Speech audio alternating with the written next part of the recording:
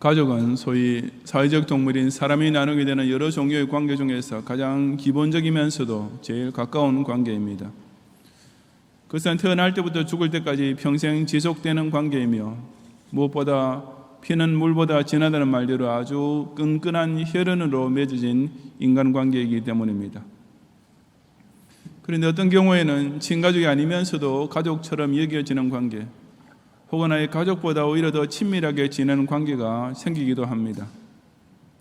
저 개인적으로는 너무 지나치다고 생각합니다만 애완동물을 어느 때부터인가 반려동물이라고 부르면서 그야말로 자기 인생의 짝처럼 여기는 것이라든지, 영화에서 흔히 보는 대로 마피아끼리 서로 패밀리라고 부르면서 의리를 나누는 것 등이 그 대표적인 예입니다.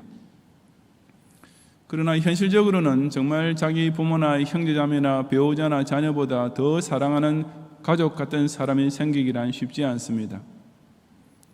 대부분 그런 표현을 쓰는 경우는 그만큼 친밀한 관계라는 것을 강조하기 위해서입니다.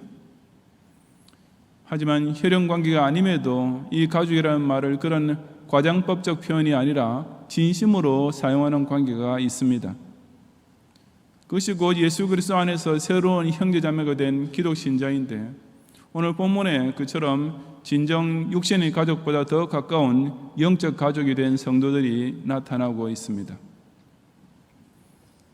오늘 가정의 달 마지막 주일을 맞이하여 저는 우리 경양의 성도들이 이 경양 공동체를 중심으로 나누고 있는 영적 관계가 왜 실제로 육신의 가족보다 더 가깝고 친밀한 사이가 되는지 그 이유를 함께 상고해 보고자 합니다. 첫째, 성도는 같은 하나님의 집에 사는 가족입니다. 1절부터 3절까지 함께 봉독하겠습니다. 그리스도 예수를 위하여 갇힌 자 된 바울과 및 형제 디모데는 우리의 사랑을 받는 자요 동역자인 빌레몬과 자매 아비아와 우리와 함께 병사된 아키포와 내 집에 있는 교회에 편지하노니, 하나님 우리 아버지와 주 예수 그리스도로부터 은혜와 평강이 너희에게 있을지어다. 아멘. 서두에 그리스도 예수를 위하여 갇힌 자 된 바울이라고 발신인을 소개하고 있는 것은 이 빌레몬서 역시 사도 바울이 로마로 이송되어 제1차로 투옥됐을 때 썼던 옥중 서신 중 하나임을 보여줍니다. 그때 바울은 감옥이 아니라 어떤 집에 연금 상태로 있었으며 그 안에서는 방문자를 만나는 것이 자유로웠는데, 그런 가운데 그는 10절 이하에 나오는 오네시모라는 사람을 만나게 됩니다. 오네시모는 주인에게서 도망친 종이었는데 바울의 전도를 받고 아주 신실한 기독 신자가 되었으며 그 후에 바울의 옥살이를 뒷바라지하는 신복이 되었습니다. 바울은 그 오네시모를 자기 곁에 머물러 있게 하여 자신의 사역을 위해 섬기게 하는 동역자로 삼고 싶은 생각이 간절했습니다. 하지만 바울 마음대로 그렇게 할 수 없었던 것은 당시 로마 법에 의하면 도망친 종이나 노예는 체포되는 즉시 사형에 처하도록 되어 있었기 때문이었습니다. 그래서 바울은 오네시모를 일단 그 주인인 빌레몬에게 돌려보내면서 그 빌레몬에게 보내는 편지, 즉 이 빌레몬서를 써서 오네시모 편에 전해주었습니다. 그 내용은 오네시모가 저지른 잘못을 용서하고 이제부터는 종과 같이 대하지 아니하고 종 이상으로 곧 사랑받는 형제로 영접해 달라는 부탁이었습니다. 이전에 자신의 종이었던 사람, 그것도 몰래 도망쳐버렸던 종을 아무 조건도 없이 해방시켜 줄 뿐 아니라 한술 더 떠서 이제는 자기와 동등한 형제처럼, 자기가 사랑하는 가족의 한 사람처럼 받아들여 달라고 한 것입니다. 그것은 인간사회의 상식으로서는 도저히 말도 안 될 무리한 요구였으면 두말할 필요도 없습니다. 그럼에도 불구하고 사도 바울은 어떻게 그런 요청을 할 수 있었습니까? 그것은 빌레몬이 이미 바울의 사랑을 받는 자요 동역자가 되어 있었기 때문에 가능했습니다. 정확히는 알 수 없지만 빌레몬은 바울이 에베소에서 사역하고 있을 때 전도를 받았던 것으로 추정됩니다. 그 후 빌레몬은 신실한 기독 신자가 되었을 뿐 아니라 사도들로부터 사랑을 받는 동역자까지 되었는데, 바로 본문 2절에서 내 집에 있는 교회라고 사도 바울이 언급하고 있는 골로새 교회를 통해서였습니다. 즉 빌레몬은 자기 집을 골로새 교회 성도들의 예배 처소로 제공하고 있었던 것이며 아마 그 교회의 지도자급에 있었던 인물임이 분명합니다. 본문에 빌레몬과 함께 수신자로 언급되고 있는 아비아는 아마 빌레몬의 아내였을 것이고 그 다음에 나오는 아키포는 그의 아들이었을 것으로 추측됩니다. 하지만 사도 바울은 그들을 가리켜 각각 자매요 우리와 함께 병사된 자라고 말하고 있습니다.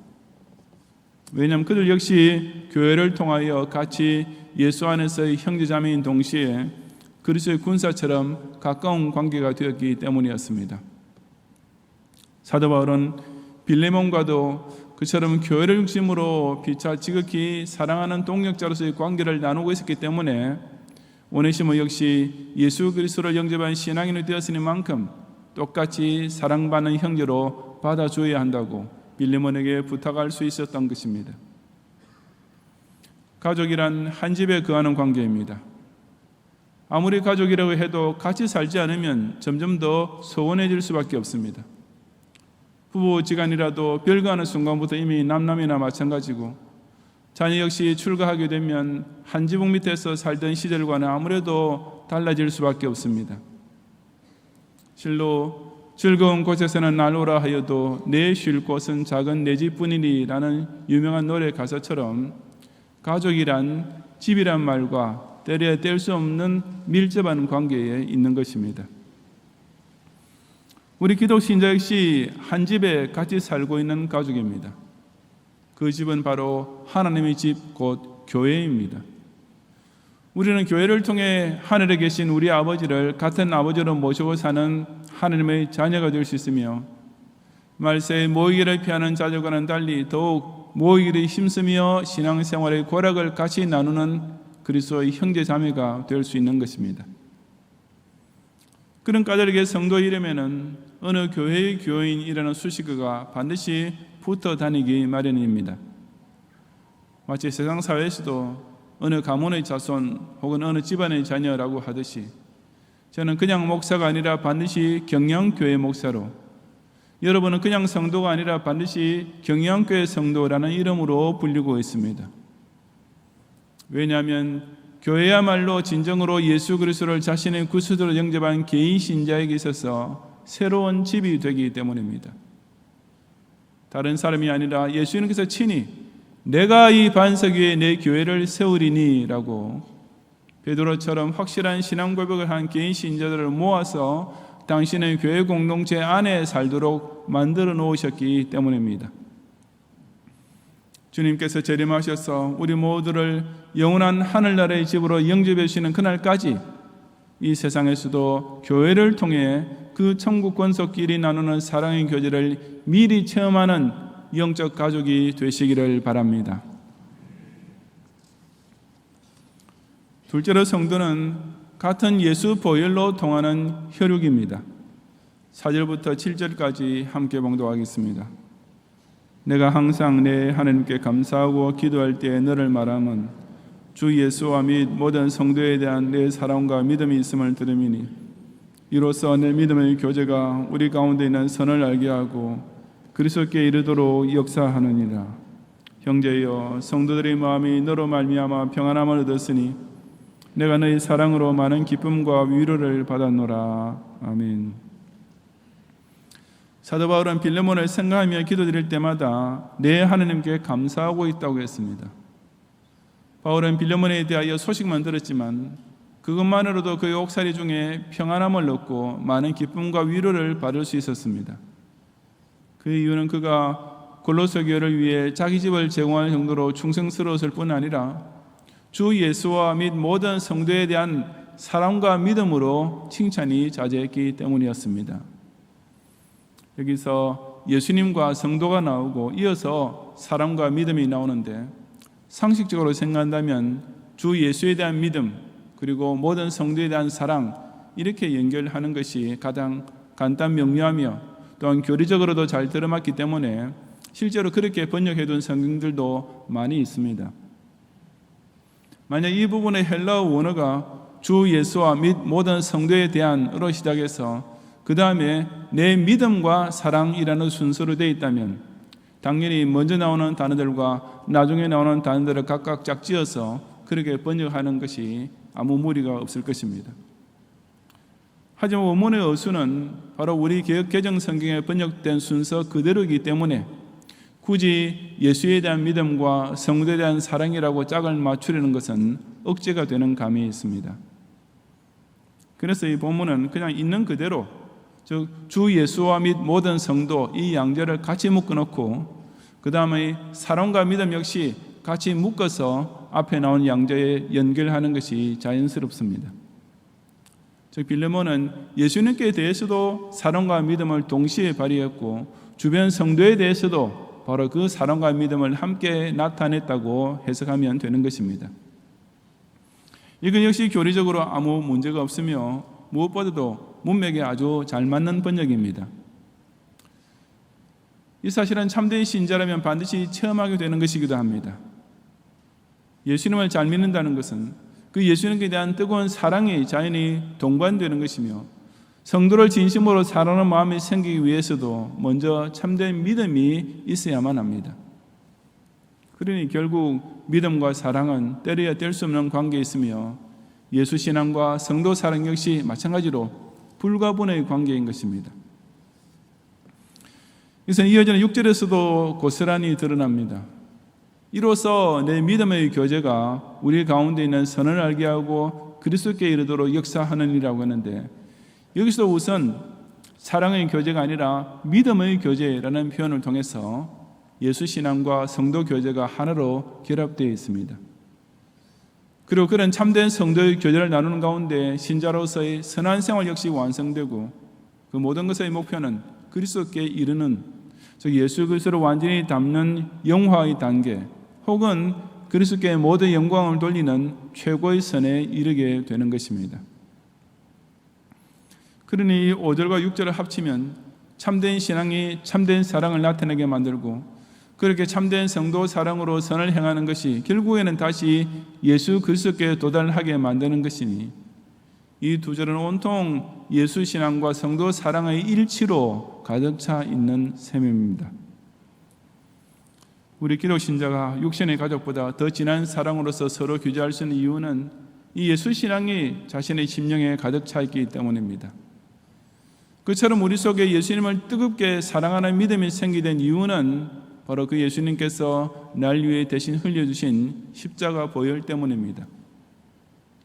저 여러분은 베드로전서 1장 2절 말씀, 예수 그리스도의 핏부림을 얻기 위하여 택하심을 받은 자가 됨으로써 새로운 피의 관계, 즉 혈연이 된 것입니다. 가족이 세상의 다른 관계보다 훨씬 더 각별할 수밖에 없는 가장 큰 이유는 무엇보다도 한 피를 나눈 혈육이기 때문입니다. 아무리 부모와 자녀 사이에 갈등이 생긴다 해도 부모에게 있어서 자녀는 곧 자신의 피부치이며 자녀에게 있어서 부모는 피를 물려준 어버이 외에는 변함이 있을 수 없습니다. 그런데 성도는 그런 육신적 혈연의 피보다 훨씬 더 진한 피로 함께 통하고 있습니다. 그 피가 곧 예수 십자가 보혈입니다. 더욱이 그 피는 결국 죽을 수밖에 없는 육신의 피가 아니라 영원히 살게 해주는 영생의 피니 자인의 성도는 육신의 가족보다 더 가까운 영의 가족이 될 수밖에 없는 것이 아니겠습니까?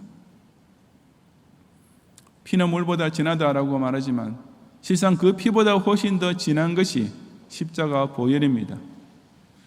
우리는 모두 죄로 인하여 오염되어 결국 사망에 이를 수밖에 없는 육신의 피 대신 이처럼 예수님께서 지극한 사랑으로 십자가에서 흘리신 피를 똑같이 수혈받았음을 믿음으로써 그처럼 한 피바다 한 몸 이룬 영적 혈육 사이의 사랑도 뜨겁게 나누는 지체들이 되시기를 바랍니다. 셋째로 성도는 같은 성경 말씀을 먹는 식구입니다. 8절 이하 21절까지 함께 봉독하겠습니다. 이러므로 내가 그리스도 안에서 아주 담대하게 내게 마땅한 일로 명할 수도 있으나 도리어 사랑으로서 간구하노라. 나이가 많은 나 바울은 지금 또 예수 그리스도를 위하여 갇힌 자 되어 갇힌 중에서 낳은 아들 오네시모를 위하여 내게 간구하노라. 그가 전에는 내게 무익하였으나 이제는 나와 내게 유익함으로 내게 그를 돌려보내노니 그는 내 신복이라. 그를 내게 머물러 있게 하여 내 복음을 위하여 갇힌 중에서 내 대신 나를 섬기게 하고자 하나 다만 내 승낙이 없이는 내가 아무것도 하기를 원하지 아니하노니 이는 너희 선한 일이 억지같이 되지 아니하고 자의로 되게 하려 함이라. 아마 그가 잠시 떠나게 된 것은 너로 하여금 그를 영원히 두게 함이리니 이후로는 종과 같이 대하지 아니하고 종 이상으로 곧 사랑받는 형제로 둘 자라. 내게 특별히 그러하거든 하물며 육신과 주 안에서 상관된 내게랴. 그러므로 내가 나를 동역자로 알진대 그를 영접하기를 내게 하듯 하고 그가 만일 내게 불의를 하였거나 내게 빚진 것이 있으면 그것을 내 앞으로 계산하라. 나 바울이 친필로 쓰노니 내가 갚으려니와 내가 이외에 내 자신이 내게 빚진 것은 내가 말하지 아니하노라. 오 형제여, 나로 주 안에서 너로 말미암아 기쁨을 얻게 하고 내 마음이 그리스도 안에서 평안하게 하라. 나는 내가 순종할 것을 확신함으로 내게 썼노니 내가 말한 것보다 더 행할 줄을 아노라. 아멘.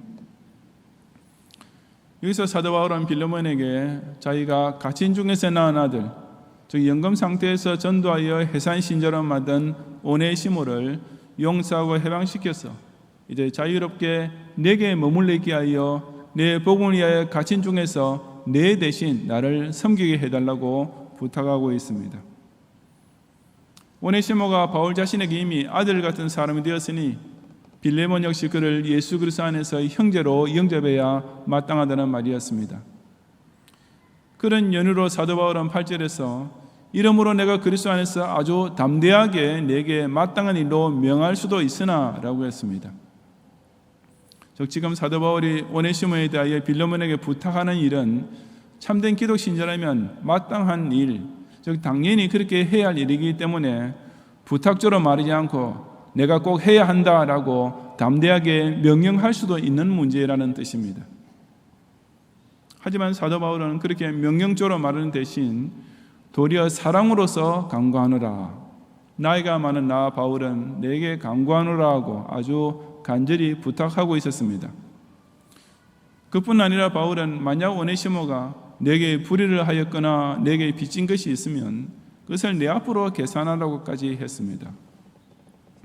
혹시 오네시모가 도망치면서 빌레몬의 돈까지 훔쳤다든지 그러진 않더라도 오네시모로 인하여 빌레몬이 어떤 경제적 손실을 본 것이 있으면 자기가 대신 다 갚아주겠다고 한 것입니다. 그러면서도 바울이 내가 이외에 내 자신이 내게 빚진 것은 내가 말하지 아니하노라고 덧붙인 이유는 빌레몬도 바울을 통해 전도를 받고 구원을 얻음으로써 그 역시 복음의 빚진 자가 되었음을 상기시켜주기 위함이었습니다. 왜 바울은 사도로서 빌레몬에게 마땅히 명령할 수 있는 문제를 이렇게 간절히 간구했겠습니까? 아마 빌레몬은 사도 바울이 명령으로 해도 그 말에 순종했을 것이지만 이렇게 부탁하고 그 말에 순종하는 편이 이 문제를 훨씬 더 은혜롭게 해결하는 길이었기 때문이었을 것입니다. 그냥 사도가 시키니까 어쩔 수 없이 순종하는 것보다는 빌레몬 자신이 자의로 즉 자발적인 마음으로 오네시모를 용서하고 영접하는 편이 본인에게도 10배, 100배 더 나은 일이며 오네시모에게도 훨씬 더 감격스러운 일이고 또한 사도 바울에게도 훨씬 더 기쁜 일이 될 수 있기 때문이었습니다. 그리고 사도 바울은 빌레몬이 자신의 요청에 기꺼이 순종할 뿐 아니라 한 걸음 더 나아가서 내가 말한 것보다 더 행할 줄을 알고 있었습니다. 빌레몬은 사도의 가르침에 대하여 그야말로 하나를 들으면 열을 할 줄 아는 순종의 자세를 평소에도 늘 보여주었기 때문이었습니다. 그는 복음을 받아들임으로써 이미 참된 구원인이 되었을 뿐 아니라 바로 그 말씀을 계속 순종함으로써 신실한 사명인이 되었기 때문에 사도 바울로부터 그처럼 사랑을 받는 자로서의 동역자의 교제를 나누고 있었던 것입니다. 가족은 한솥밥을 먹는 관계이기도 합니다. 가족을 식구라고 부르는 이유가 바로 그 때문입니다. 오늘날의 각박한 현대사회에서는 같이 밥을 먹는 가족의 가장 기본적 일상마저 상실함으로써 가족 간의 유대관계도 절로 약해지고 있는 것은 참으로 안타까운 일이 아닐 수 없습니다. 그런데 우리 기독 신자 역시 식생활을 함께하는 가족입니다. 하지만 그 상에 차려지는 것은 육신의 양식이 아니라 영의 양식인 성경 말씀입니다. 안타깝게도 이 말씀의 상 자체가 제대로 차려지지 않는 지상교회들이 꽤 많이 있습니다. 애당초 성경 중심으로 세워있지 않은 교회가 바로 그런 교회입니다. 또한 교인 스스로도 말씀을 통해 꿀보다 더 단맛을 느낄 줄 모르는 경우도 상당히 많을 것이 틀림없습니다.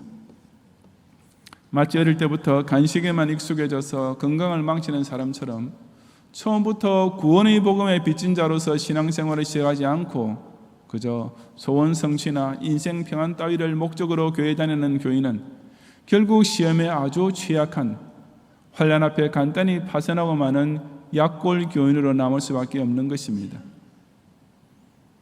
그러므로 진정한 기독 신자는 교회라는 집을 통해 한 상에 둘러앉아 먹고 마시는 영적 식사를 늘 함께하는 식구입니다. 간혹 식당에서 밥을 사 먹을 수도 있지만 집밥이 제일 건강에 좋은 것처럼 성도는 다른 곳이 아니라 바로 자기 교회의 강단에서 매주일 매일 선포되는 말씀을 잘 먹어야 건강한 신앙생활을 영위할 수 있습니다. 요즘 군대에서 제공되는 식단을 보면 옛날과는 정말 비교도 안 될 정도로 다양하고 맛있는 것들이 나오지만 정작 그것을 먹는 군인들은 늘 어머니의 손맛을 그리워하듯이 성도 역시 별식보다는 자기 교회 목사의 설교에 항상 은혜를 받을 수 있어야 합니다. 하나님의 말씀은 때로는 권면이나 위로로서, 때로는 명령이나 책망으로서 다양하게 주어지지만 참된 성도는 그 어떤 말씀이라도 편식하지 않고 똑같이 순종으로 받아먹게 되어 있음을 명심하면서 이 경영초정을 통해 늘 성경 말씀의 꼴을 함께 먹는 신앙의 한 식구가 되시기를 바랍니다.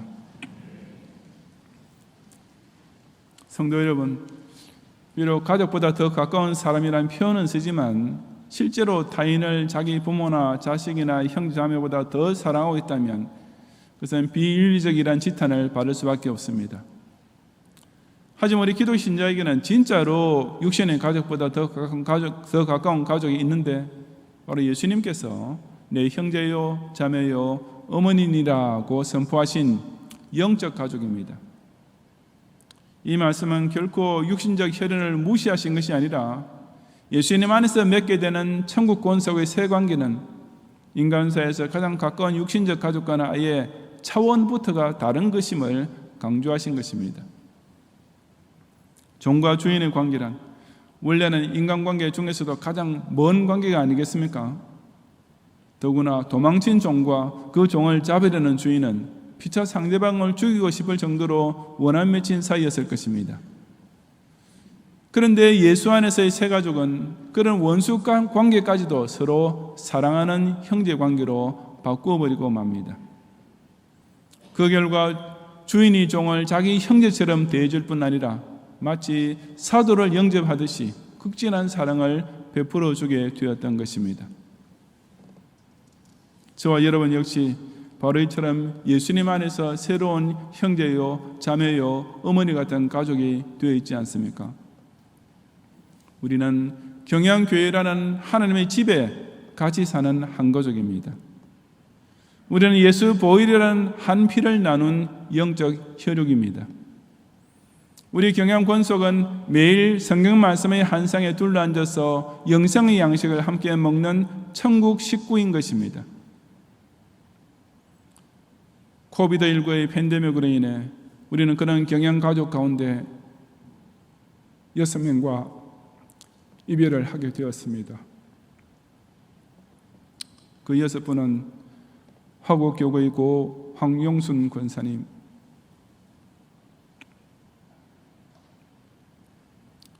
양천교구의 고 이길환 집사님, 가양교구의 고 민경자 권사님, 김포교구의 고 서정자 권사님, 염창교구의 고 이방지 권사님, 그리고 서설교구의 고 장홍래 권사님이십니다.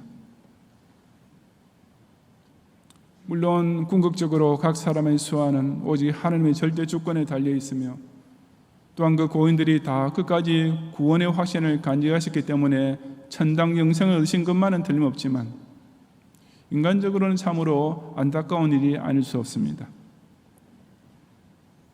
더구나 이 전염병의 발원지인 중국은 자기네 책임을 전혀 인정하지 않을 뿐 아니라 우한 폐렴이라는 명칭까지 사용하지 못하게 만들어 놓았으며, 당시 우리나라 정부도 중국인의 입국을 즉시 금지해야 한다는 전문가의 조언을 완전히 무시함으로써 국내 전파의 문을 활짝 열어놓고서도 나중에 가서는 엉뚱하게 교회에다 모든 비난의 화살을 돌렸습니다. 만약 코로나 바이러스가 미국에서 시작되었고 우파 정부가 있을 때 국내에 퍼졌더라면 과거에 광우병이라는 유언비어만 가지고도 반미대모를 벌였던 이 나라의 우중은 미국을 향해 선전포고까지 하자고 나왔을 것이며, 좌파 정치인들은 즉시 대통령을 탄핵하고 이 전염병으로 죽은 모든 국민을 열사로 만들어버렸을지도 모릅니다. 하지만 지난 2년 동안에는 중국이나 우리나라 정부에 대하여 그 누구도 노란띠 하나 두르지 않았고 촛불 하나도 켜지 않았습니다. 그러니 속된 표현을 빌리자면 그저 죽은 사람만 억울할 뿐입니다. 순전히 이웃나라와 무능한 정부 때문에 사랑하는 경양가족을 잃게 된 경양의 성도 또한 마찬가지입니다.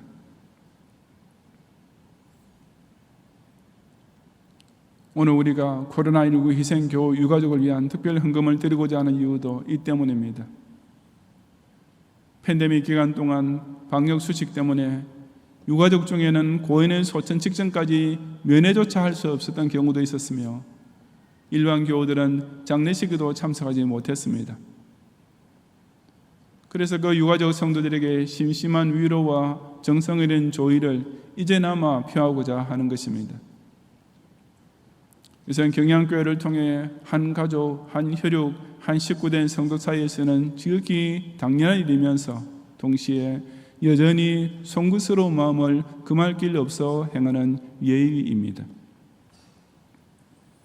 또한 그런 가운데 비록 6번의 성도들과 뜻밖의 이런 이별을 하게 되기는 했지만, 우리 모든 경영가족은 장차 저 천국교회에서 반드시 다시 만나게 될 소망을 피차 일깨워주는 시간이기도 합니다. 세상의 가족이 인생의 활기를 더해주고 하루의 고된 일과 후에 안식을 주는 작은 낙원이 되듯이, 앞으로도 오직 진정한 예수 가족 사이에서만 나눌 수 있는 참된 사랑과 기쁨과 평안을 바로 이 경양 공동체를 통해 평생토록 함께 나누고 마침내 저 하늘나라 집에서 영원히 누리는 성도들이 되시기를 주님의 이름으로 축원합니다.